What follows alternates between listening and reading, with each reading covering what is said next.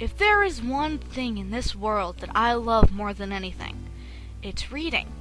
I love to read. I read all kinds of books. I read fantasy. I read mystery. I read horror. And I love going to my library, and I used to love going to my school library to check out books that I couldn't find at the bookstore.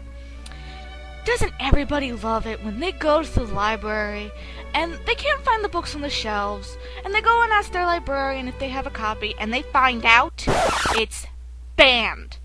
Why?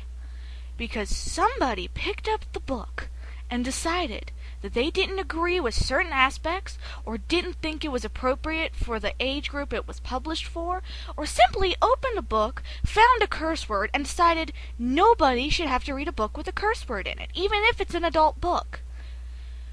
Now, we have freedoms. We have freedom of speech, freedom of press, freedom of religion. Why don't we have the freedom to read what we want to read?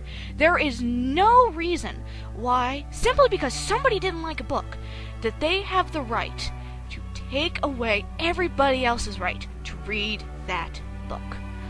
Sure, you may pick up a book, like, say, Harry Potter. You don't like witchcraft. All you have to do is put the book down and walk away. You don't have to cause a fuss and make everybody else who loves these books and wants to read them again not be able to read them simply because you don't agree with one small part of the book. From today, September 26th, to October 3rd, is Banned Books Week. This is the week where everybody who disagrees with banning books in public or school libraries can fight back. How do we fight back?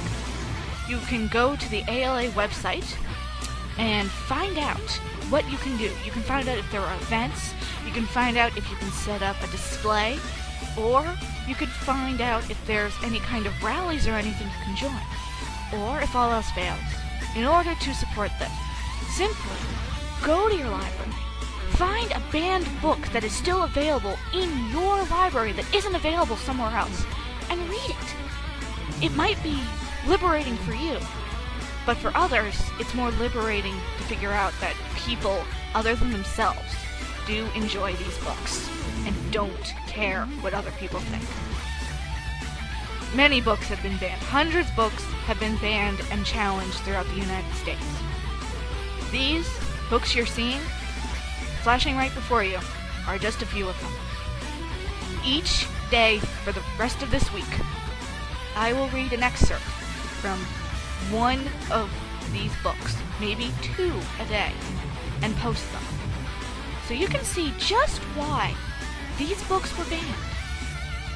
Some of these books were banned for silly reasons. Some of them I actually do think have some grounding, but most of them I don't agree with whatsoever.